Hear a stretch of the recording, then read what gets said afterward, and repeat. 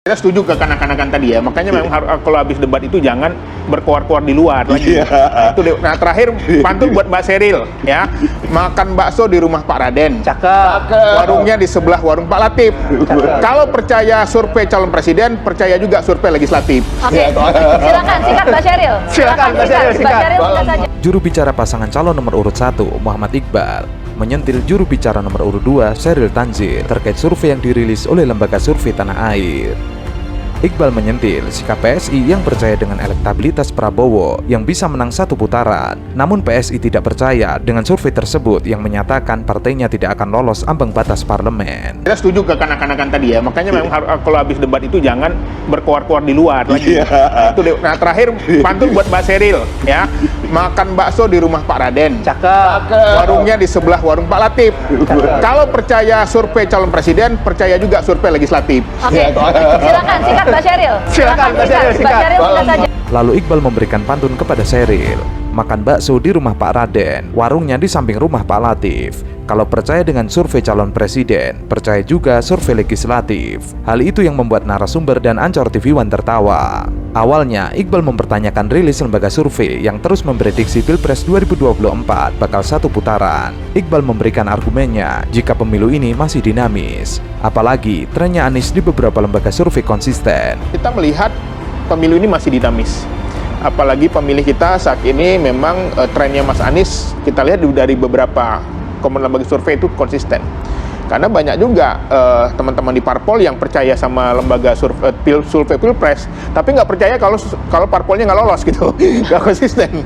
Harusnya kalau dia percaya surveinya Pilpresnya tinggi, dia juga harus percaya bahwa survei dia tidak lolos. Malahan ada yang lucu, teman-teman di parpol yang percaya dengan survei Pilpres, tapi tidak percaya jika survei partainya tidak lolos parlemen. Itu tidak konsisten. Artinya, jika ia percaya survei Pilpres tinggi, harus percaya juga dengan survei partainya tidak lolos. Sebenarnya lembaga survei pun saat ini juga bisa jadi sulit memprediksi, karena PKS itu sejak dulu setiap pemilu selalu diprediksi 3-4, dapatnya 8. Nah sekarang sudah ada yang ngasih angka 2 digit, ada yang 10, ada yang 11, bisa jadi 20, kira-kira gitu ya.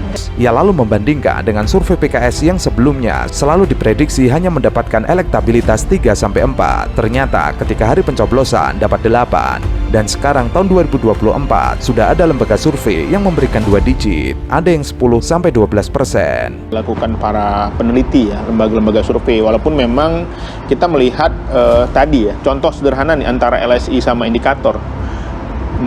Perbedaan antara Ganjar dan Aniesnya itu cukup signifikan. Ini kan pertaruhan kredibilitas ini antara LSI sama indikator, karena jarang terjadi kalau memang konsisten. Ini menunjukkan bahwa ini masih sangat dinamis. Ia lalu mempertanyakan rilis survei LSI dan indikator yang ada perbedaan signifikan 4%. Selisih tersebut dianggapnya sangat besar dan akan mempertaruhkan kredibilitas lembaga survei. Hal ini jarang terjadi dan menandakan pemilu masih sangat dinamis. Pak Prabowo sebelah kan udah 47%. Artinya kalau sekarang di 46 sudah bergabung dengan Pak Jokowi, itu artinya bukan kenaikan, itu penurunan artinya gitu. Jadi yang kami permasalahan sama Bang Mas ini adalah framingnya gitu loh. Kenaikannya tidak seberapa, tetapi framingnya ini benar ada kenaikan gitu loh.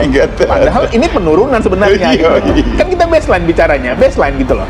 Sebelum masuk Gibran berapa, setelah masuk Gibran berapa. Iqbal menambahkan, lembaga survei seakan sedang memframing jika Prabowo Gibran terus ada kenaikan. Padahal jika melihat baseline tahun 2019, Prabowo sudah dianggap 47%. Artinya, jika bergabung dengan Jokowi, kemudian angkanya 46%, itu bukan kenaikan, tapi penurunan.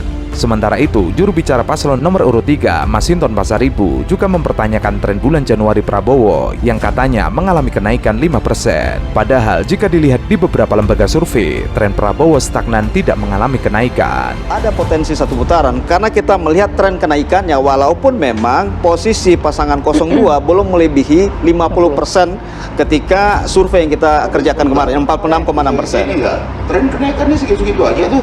Menurut saya nggak ada tren kenaikan, stuck tuh ya. Stuck ya. Karena kalau kita lihat survei teman-teman, kita udah menginginkan survei teman-teman 01 sama 03 ya. Itu kita di angka 60% lebih. Nah teman-teman gimana kita bicara? Prabowo Sandi aja dulu 44 udah. Bulan lalu teman-teman berbagai lembaga survei yang menurut saya ya terafiliasi dengan 02 ya, itu ya angkanya segitu aja tuh. Nah, gimana? Iqbal kemudian meminta agar lembaga survei tidak bermain di margin of error untuk memframing Pilpres 2024. Ia mengaku dirinya juga seorang peneliti. Ia kembali mengulangi perbedaan 4% sebagai lembaga yang dianggap kredibel di masyarakat. Selisih tersebut sangat besar dan akan mempertaruhkan kredibilitas lembaga survei. Ia juga menyebut survei dengan telepon itu sangat lemah. Ketika survei bulan Januari, kondisinya berbalik, pasangan 03, Ya. kemudian Makanya, menyalip 01. ini kan Jadi memang lembaga. ini dua pasangan ini, dan secara elektabilitas ini sebetulnya selisihnya dalam Oke, margin of error. Makanya sehingga dalam nggak bisa dua lembaga survei ini kan disimpulkan. kredibel ya di masyarakat ya, antara indikator sama LSI. Tapi selisih 4% itu saya kira signifikan Oke. Antara siapa? antara LSI sama indikator, antara Ganjar sama Anies ya. Ya dalam margin kan. Iya, artinya gini, kita jangan bermain di margin. Karena saya kebetulan seorang peneliti juga. Oke. Saya tanya juga ke teman-teman peneliti di lapangan, kok bisa? Pertama, survei by phone itu lemah. Ya kan, indikator beberapa kali saya lihat by Kalau kita phone. survei lapangan, Nah, Bang. ini by lapangan. Iqbal juga mengungkapkan jika saat survei dilakukan para surveyor ditemani oleh para APH atau aparat setempat. Sebelum disurvei diberi bansos, lalu ia menyindir kalau pembagian sembako para aparatur mengatakan bahwa itu dari Jokowi. Sementara kalau utang itu adalah utang negara. Yang kedua katanya, ketika ngambil data ditemani APH katanya. Aparat setempat, ada perangkat desa, ada, ya. Yang Mau dapat bansos yang nggak ada? ketiga, Iya, sebelum iya. disurvei dikasih sembako dulu di situ. Oke. Itu catatan Nah, dari Bang makanya Iqbal hari ya. ini saya kaget juga kemarin Pak Ketum Golkar ya kan mengatakan bahwa ini ada sembako, harus berterima kasih ke Pak Jokowi katanya kan. Oke. Ini bagian sembako, giliran sembako Pak Jokowi, giliran utang negara katanya. Oke, baik. Nanti kita Dan kita harus melihat, kita harus setuju bahwa debat kemarin tidak ada kita mendapatkan manfaat apapun. Dan kalau misalnya dibilang kenapa sih Pak Prabowo seakan-akan menjadi jubirnya Pak Jokowi, saya rasa wajar karena dia bagian dari kabinet. Iya dong, itu kan ya bagian dari kabinet gitu loh. Usai debat ketiga Pilpres 2024, terjadi perdebatan sengit antara jubir calon presiden nomor urut 2, Sheryl Tanzil, dengan jubir capres nomor urut 1, Abu Usama Abdul Aziz. Lucunya, Sheryl mempertanyakan kenapa Anies Baswedan tidak membagikan juga tanahnya kepada personil TNI yang tidak mempunyai rumah. Kontan saja, statement tersebut membuat ancor CNN Indonesia dan narasumber tertawa terbahak-bahak. Saya tidak tahu ya kenapa Anda sebagai anchor dari tadi berusaha meminta kedua orang ini untuk, ya berarti spesifik dong, ini menyerang ini. Itu berarti Anda sudah berasumsi Oke. dan berusaha melit opini. Tapi saya Begitu ya? mengkonfirmasi kepada Anda. Iya, jadi begini, saya rasa itu di situ kan bukan saya rasa ya, tapi memang jelas statementnya tidak menyebutkan salah satu paslon pun. Dan tadi kalau Mas bilang di Amerika lebih brutal, tapi lebih brutal juga mereka membedah visi misi. Awalnya, Sheryl sempat menegur ancor CNN Indonesia karena ia menilai pembawa acara berat sebelah dalam dialog. Sang pembawa acara tidak mau disalahkan. Mbak Sheryl, Anda diberikan hak jawab. Sheryl juga sempat mengatakan pada debat capres kemarin, masyarakat tidak mendapatkan manfaat apapun. Ia juga mencoba membenarkan Prabowo yang selalu kampanye soal pencapaian Presiden Jokowi. Alasannya, Prabowo adalah bagian dari kabinet Jokowi. Sebaliknya, usai debat Capres 2024 kemarin, Jokowi pun seakan menjadi jubir dari Prabowo. Ia menganggap itu hal yang biasa. Gitu ya. Dan kita harus melihat, kita harus setuju bahwa debat kemarin tidak ada kita mendapatkan manfaat apapun. Dan kalau misalnya dibilang kenapa sih Pak Prabowo seakan-akan menjadi jubirnya Pak Jokowi, saya rasa wajar karena dia bagian dari kabinet.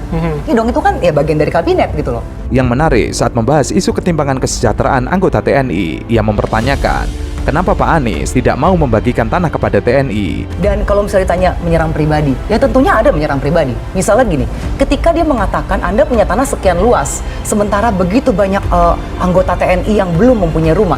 Nah pertanyaan saya, Pak Anies juga punya tanah banyak juga kan? Apakah dia mau merelakan untuk TNI? Dan kalau misalnya Pak Prabowo mau menyerang pribadi, sebenarnya bisa membandingkan dengan bagaimana kinerja Pak Anies ketika menjalankan Jakarta. Mendengar Sheryl yang sudah mulai tidak nyambung dengan tema dialog, jubir Anies Baswedan, Usama menjawab hubungannya apa Menhan dengan Pak Anies yang rakyat biasa. Lalu ia berterima kasih kepada Sheryl karena diingatkan soal warga Kampung Bayam yang terkatung-katung karena izinnya ditahan oleh PJ Gubernur DKI Jakarta Heru Budi Hartono. Mau Pak Anies membagikan tanahnya untuk TNI. Pak Anies bukan Menhan. Pak Anies tidak ngurusin hal seperti itu Iya, pada tapi saat itu. gini. Ini nggak nyambung. Begini, jadi. oke, Nggak Mas Amin. nyambung. Terus saya Dengar, sudah diingatkan. Saya sekali beri kesempatan dong. Tadi saya sudah memberikan kesempatan. Boleh dong saya bicara. Hak saya masih ada di sini.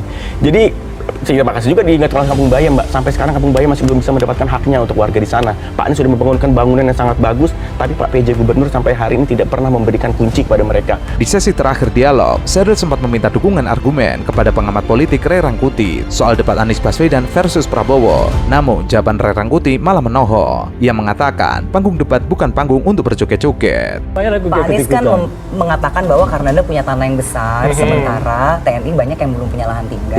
Iya. Sebenarnya bisa kita analogikan juga kan.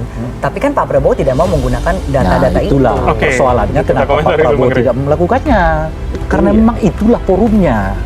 Jadi forum debat itu bukan forum joget. Ya. Itu harus kita ketahui itu. Forum debat itu adalah forum saling menanyakan masa lalu orang, klarifikasi terhadap tindakan orang, visi orang, mencocokkan antara visi dengan background seseorang, merasionalisasi visi orang dan sebagainya, termasuk di dalamnya tentu mengkampanyekan sisi positif dari dirinya. Usama juga memberikan kritikan kepada Prabowo yang membawa masalah debat keluar ring debat dengan mengatakan kata-kata kasar. Awalnya Ancor ingin memutar pernyataan Prabowo yang kasar tersebut. Namun Usama meminta kru CNN Indonesia untuk tidak memutar karena bisa membahayakan generasi muda. Setelah debat yang katanya seorang patriot dan pemberani itu yang katanya Pak Anies nggak boleh ngomong etika. Tadi pagi kita lihat beliau sangat berbicara kasar, Mas. Apa Di belakang forum ada saya dibilang lahan, kira kurang lebih gitu masalah lahan, terus di terakhir dia bilang Anda ini pintar apa nit. Saya nggak bisa sebutkan di sini karena itu tidak pantas disebutkan oleh seorang pemimpin calon pemimpin negara. Nggak bisa. Kalau saya saran jangan CNN tayangkan video itu, kan itu sangat berbahaya bagi generasi kita menuju ke depan. Tapi Saya mohon dengan sangat Bukan selamatkan ingin membela generasi ya. kita menuju ke depan. Jangan tayangkan video itu, dan kalau bisa video itu kita hapuskan lah. Oke.